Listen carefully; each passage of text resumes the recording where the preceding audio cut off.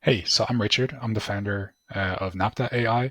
Naptha is a open, decentralized platform for the web of agents. Today, I'm going to bring you through some of the different parts of the Naptha stack and how to use them. So first of all, why decentralized AI? I think there's a bunch of like moral arguments, and that's partially the reason I got into the space. But I think the best argument is, it's just better. It's more performant. So there's a bunch of research that has been coming out, over the past months and years that show that diversity of models, of architectures, of everything really improves performance. So these are just a couple of the papers that I'll share with you, and there's many more. The first one you'll probably be familiar with. It's called Mixture of Agents, and what this paper found was that using different models to drive different agents improves performance compared to agents driven by a single model.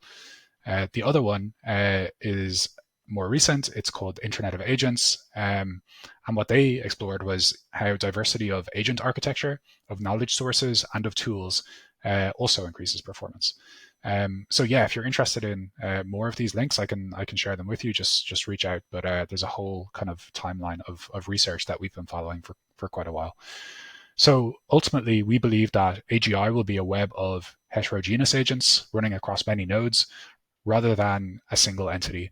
I think we still live in this world that has a predominant view that thinks of AI or AGI as this single godlike entity. And I think that informs a lot of our discussion around things like, AI safety. What happens if we lose control of the one AI? And I think a lot of these concerns fall away when you start thinking of AGI as a collection of entities or society of entities or an economy of entities. So yeah, we're trying to really push forward this new view that thinks of AGI as a web of heterogeneous agents running across many nodes. And of course, that's much better from a decentralization standpoint, as well as being more performant. Okay, so yeah, we are moving into this, place where we're thinking more about agents and multi-agent systems. All of the big labs are hiring teams and stuff, and the question becomes, what sort of platform are these agents going to run on top of? So, OpenAI are building one version of a platform. Some of you may have, played around with the GPT store before. Um, that's a place where you can, publish agents on top of OpenAI's models. I don't think they yet have support for building systems of these agents, but that's likely to come at some point. So you will be able to build what OpenAI calls multi-agent systems, on top of their platform at some point in future. Of course, in this case, the agents are all hosted on the OpenAI servers. They have total control over them. All of the data that these agents use needs to be uploaded to the platform as well.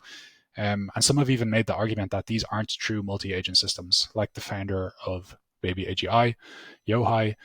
He says a true multi-agent system is one that uses different models, different data sources, all that sort of stuff. And if you're using the same underlying model with a what we call multi-agent systems, it's more like an agent putting on different hats or using different personas than it is like true multi-agents. So something that we've been working on for a while, and as far as I know, we were the first to do are federated systems of agents. We've had demos of this for up to a year. The idea is that we move the compute for the agents to the edge. So unlike the OpenAI platform where all of the agents run on a single node, we move different agents to edge devices, which could be laptops or different servers in the cloud, and then we do some sort of orchestration of these agents. And in this case, a node has to act as the orchestrator, right? So that's still, the different agents interacting with the orchestrator still have to have some sort of trust in the orchestrator. At the moment, Naptha, hosts a node that can act as an orchestrator, but we are planning to open source our node, and in theory, anyone will be able to act as an orchestrator. That's kind of where we're at right now. So Naptha is kind of like a federated system of agents at the moment. In future, we want to move to fully decentralized orchestration. This is a really hard problem that hasn't been studied to a great extent. Probably the Bacalhau project from Protocol Labs were among the first to do decentralized orchestration. Bacalhau was run by David Aronchick, one of the main creators of Kubernetes, and he always talked about it as a decentralized Kubernetes. And so, I was at I was at the first summit for Bacalhau, for compute over data. I was in the room when all of these systems were developed. So yeah, decentralized orchestration is something that I've always been really interested in, and that's where Naptha is going in future. So we have ideas about how to do this. We need to do, distributed message passing on chain, and most blockchains aren't capable of this. We don't know if the newer blockchains will be able to. There's still a lot of testing to do, but how this might look in future is something like agents that want to cooperate. They spin up an ephemeral sidechain, which allows them to achieve consensus on the next step in workflows and that sort of thing. So we've thought about this, but we haven't started implementing that sort of thing. But we're planning to start that soon. Okay, so very quickly, some design principles that differentiate Naptha from other platforms and other AI crypto platforms. So one of the things that we wanted to do from the start was separate the infrastructure code from the application code. This sounds intuitive, but actually most existing AI crypto projects don't do this. For example, BitTensor, if you want to develop an app on top of BitTensor and you're an AI developer, you go to a repo, a subnet repo, which contains both the infrastructure code and the application code. And what that means is that you as an AI dev need to understand what's happening with the infrastructure code, the crypto code, as well as the application code, the agents and the LLMs and all that sort of stuff. So we predicted that this would make life difficult for AI devs, and we've seen evidence for this with big AI projects like News Research deciding to move away from BitTensor because they couldn't figure out how to develop it, right? So we think that validates our prediction and our design principle. So yeah, in Naptha, you have the Naptha Node, which is where the infrastructure code lives. And then you have the Naptha Modules, which is where the application code live. They're in separate repos. Different types of contributors can contribute to whatever they're most interested in. So if you're an AI application builder, then you can just build Naptha modules or SDKs or whatever. And then if you want to focus on infrastructure, you can contribute to the Naptha node. Maybe you want to add some Web3 integrations, or maybe you just want to work on deployment of models or databases or something like that. So that's all that makes life easier in the Naptha ecosystem. The infrastructure exposes a set of APIs. This is almost the definition of an operating system, right? So the nodes are the platform, they are the operating system, and they expose a set of APIs, which I'll go through later. I'll give an example of some of what those are, and we're adding more APIs based on the needs of AI developers. I already mentioned it makes it easier for AI devs to build applications because they don't need to worry about any of the infrastructure, like serving LLMs or working with databases, and they don't need to worry about any Web3 infrastructure that we run these AI apps on top of. Design principle 2, which is unique, I think, still to us, I haven't seen anyone else doing this, is that we are agnostic of agent framework. From building a lot of agents over the past 3 years, we noticed that most devs typically want to roll their own agent framework. Maybe some others are already using SDKs like Crew AI or AutoGen. We don't want to make them move, and we want to meet developers where they are. So we allow devs to continue to build in the framework that they're currently using, and that runs on top of Naptha infrastructure with minimal friction. The other thing that this is good for is increasing the diversity of architectures. If we have many different frameworks, we're going to have many different architectures, many slight differences, and this should all improve performance. So it ties in with increasing the performance of these systems. There's always been this paradigm dichotomy in ML. So people often talked about the prototyping stage from the deployment stage. Things like TensorFlow were better for deployments, but then maybe you'd prototype in a different framework like PyTorch because it was easier. And this created all these issues with handing off from the people prototyping the apps to the people deploying the apps. So this has been a big point of friction in ML since forever. And this is something that we're still keeping in mind. We want builders to be able to build stuff as easy as possible. So the prototyping frameworks are the ones that make that easiest. So, we want to meet them where they have the least friction building. And then, but we don't want them to have to convert to a new framework when they get to the deployment stage. So we've actually done a lot of work to automate deployment and that sort of thing with decorators, for example. So let's say you're building a crew AI app.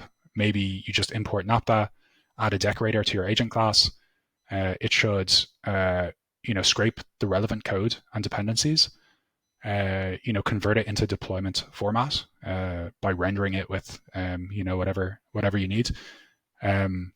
Publish to IPFS or store it on IPFS, and then register it on the Naptha Hub. So this is currently possible for some frameworks using the Naptha SDK, but it doesn't work for all of them, and we're still improving that. But the idea is it should be automatic to run your Crew AI app or any other agent framework on top of Naptha infrastructure.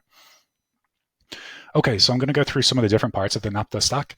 So the first one are Naptha Modules. As I mentioned, this is the application code, the agents, all that sort of stuff, all of the different things that they need, like tools. The Naptha Hub, this is the place where all of the modules are registered. Think Hugging Face Hub, but for agents. The Naptha Node, this is the infrastructure. This is the platform, the operating system itself that actually serves the models, stores the state, all that sort of stuff.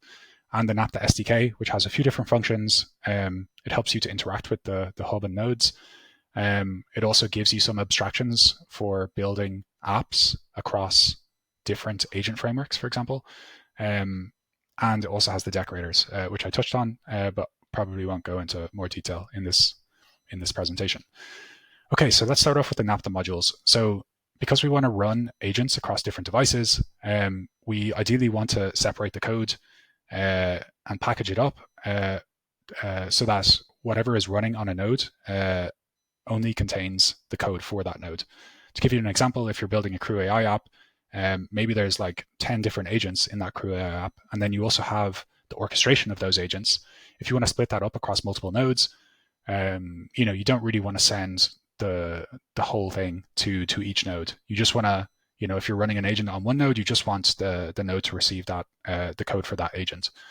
So this is the idea behind Naptha modules. There are several different types.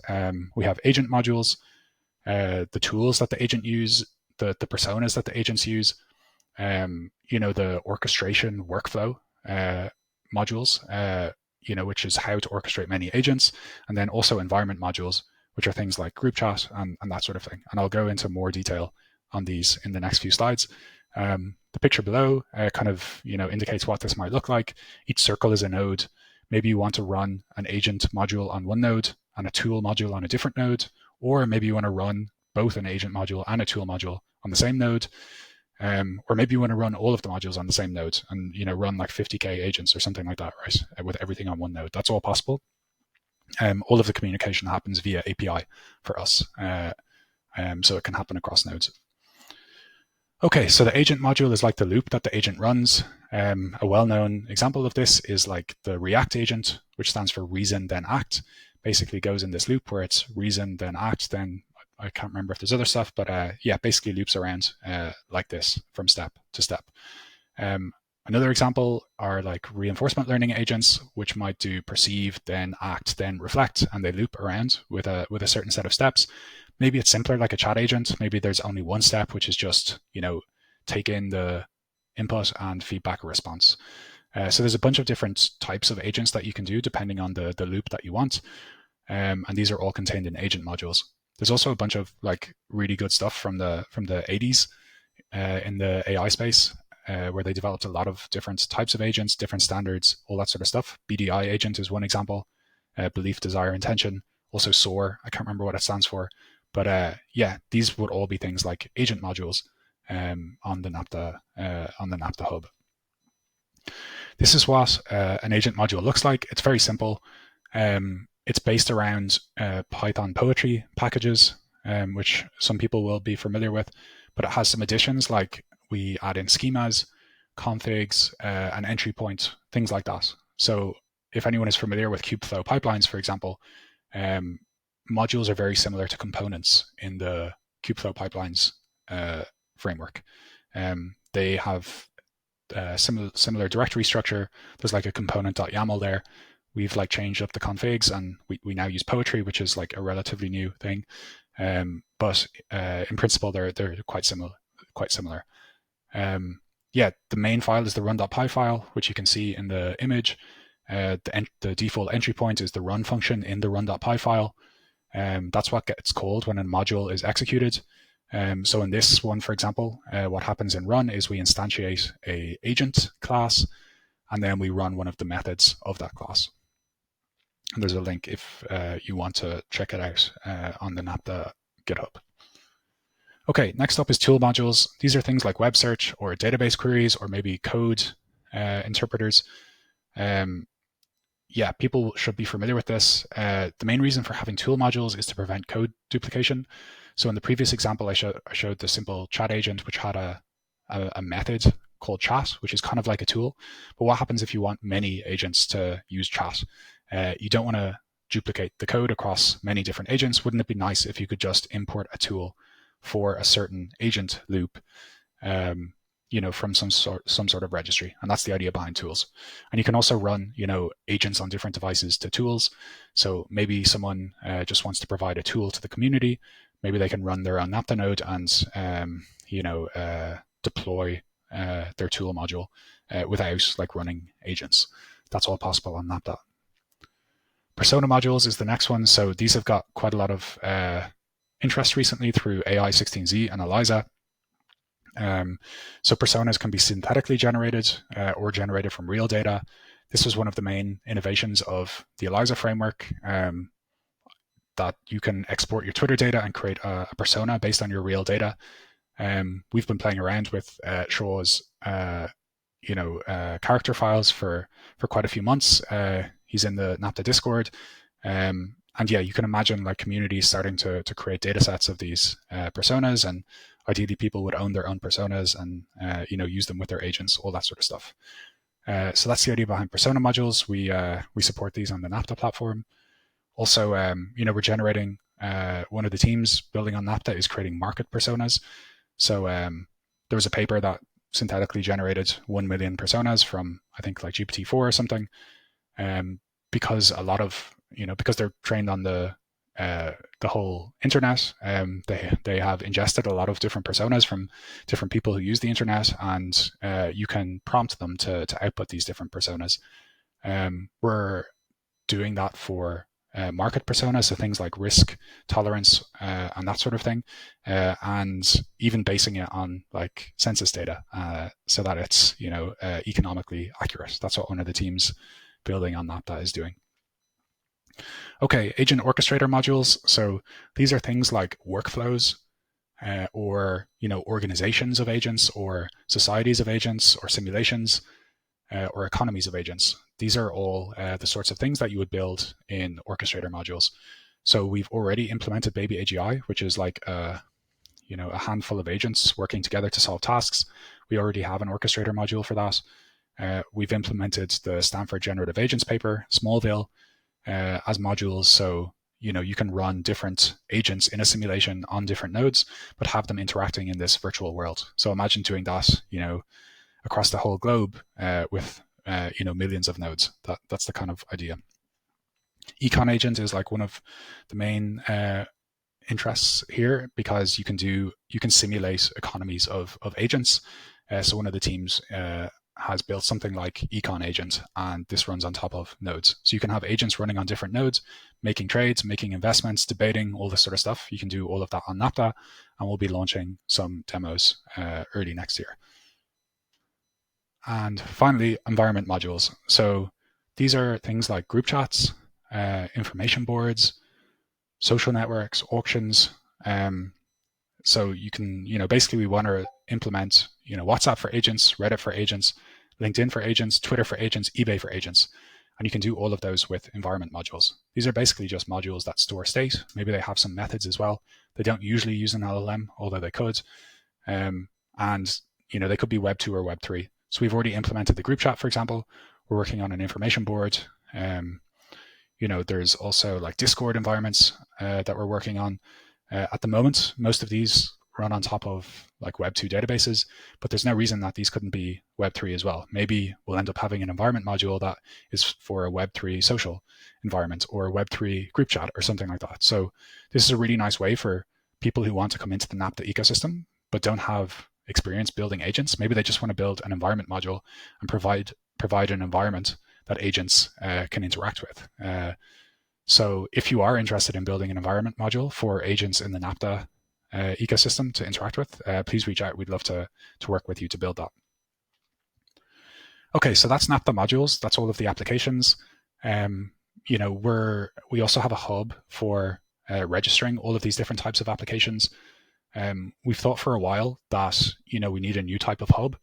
Hugging Face originally started because you couldn't store data sets and model weights on GitHub. GitHub was, for code. That's kind of what people call software 1.0. Model weights are what people call software 2.0. Instead of like writing code by hand, you just create a data set and learn, how to map from one to the other. So Hugging Face became GitHub for AI by providing a hub for this new type of software. We think that there's a new type of software emerging. People have called this software 3.0. Basically, the apps that you build with LLMs look quite different to either software 1.0 or software 2.0. So it includes, an LLM app includes a model. So it includes software 2.0, and it also includes software 1.0 because there could be code that the LLM uses.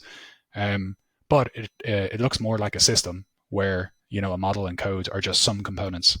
And the way that you orchestrate these apps are totally different as well to orchestrating models or anything like that. So we've thought for a while that we're going to see a new type of hub for this new type of app. We think the abstractions for that are what I've already mentioned, which is agent modules, tool modules, orchestrator modules, environment modules, and maybe some more modules in future, like we're working on memory modules and like knowledge modules, that sort of thing. And that's what Naptha aims to become, is the hub for this new type of app. At the moment, the code for the modules is stored on GitHub, Hugging Face, or IPFS, and just the URL for that code is registered on the Naptha Hub. In future, maybe the hub will be an environment module itself, like GitHub for agents. Maybe the needs for agents for storing code are different to humans. And at the moment, the registries are all in tables in a DB, but we're planning to put those on chain and become a decentralized hub in future, so that Naptha doesn't own them. Okay, next up is the Naptha SDK. So as I mentioned, this has a few different functionalities. You can think of it like the Hugging Face Hub library, which is just for interacting with Hugging Face. Similarly, you can interact with the Naptha Hub via the Naptha SDK. You can also interact with the nodes in the network. So if you're running a module, for example, it actually doesn't go through the Naptha Hub. You interact with whatever node you want to run it on directly. So you just need to look up whatever module and information about that module that you need on the Naptha Hub. But once you have that info, you interact with whatever node on the network you choose directly. Naptha also hosts nodes if you want to use hosted nodes. The other thing the SDK does is it provides abstractions for agents, orchestrators, tools, environments, all these sorts of things. And there's an example of what that would look like in code below. So you can instantiate different agents, which could use different agent frameworks like Crew AI or Market Agents framework. So it allows agents from different frameworks to still work together. You can even instantiate agents in different languages because we support running modules as containers. So you could also instantiate an ELIZA agent and run that on a Naptha node.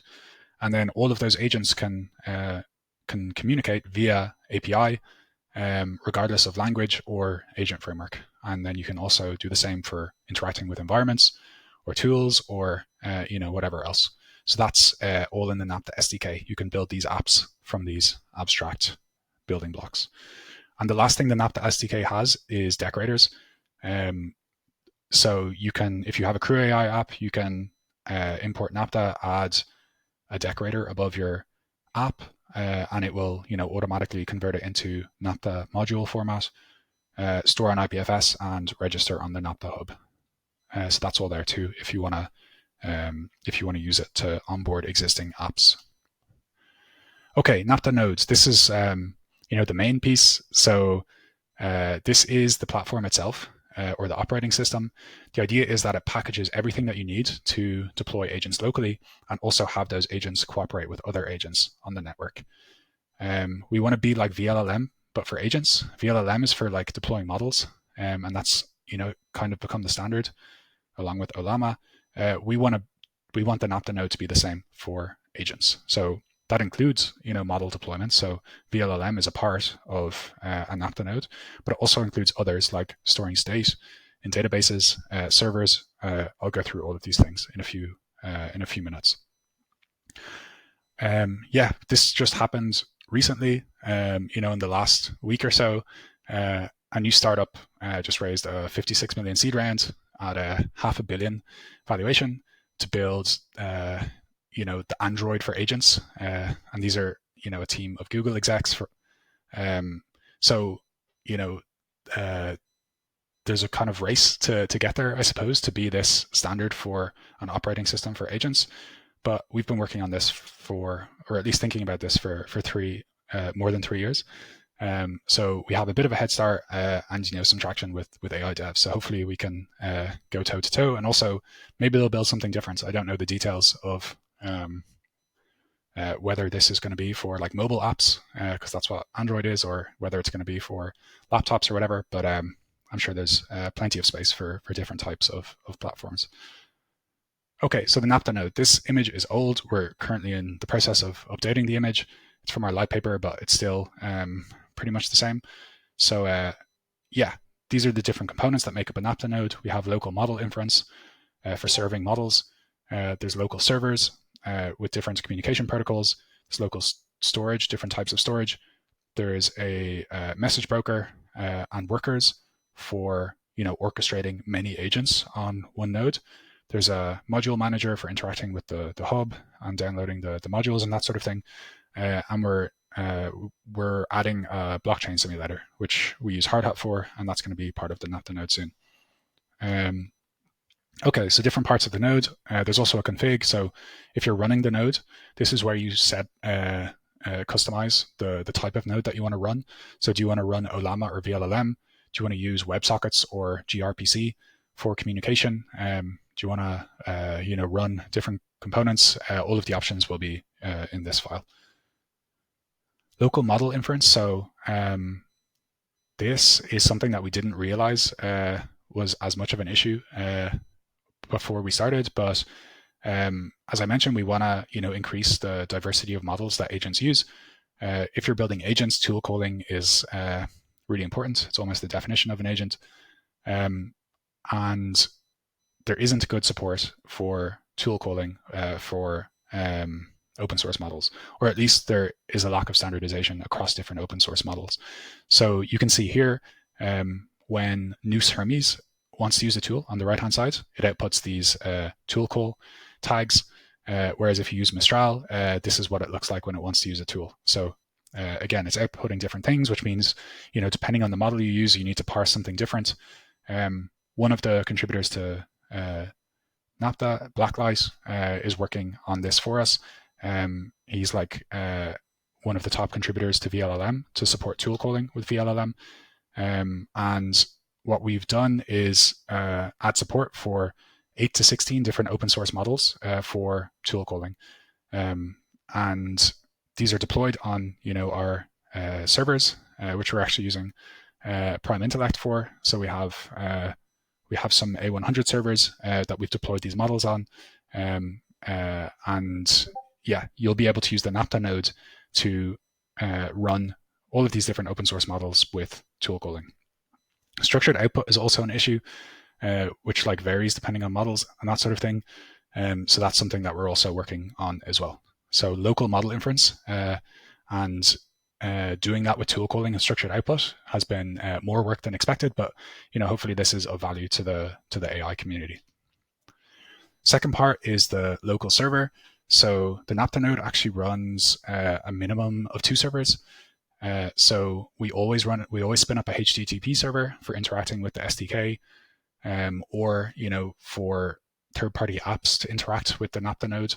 So that always spins up, and then we use a WebSockets or gRPC server to for inter-node communication. Because if we've run agents up to 50,000 agents simultaneously, and that's a lot of different calls. So that's better with WebSockets or gRPC. We use a serverless approach. So I mentioned I was going to show you like some of the API interface for nodes. This is some of that.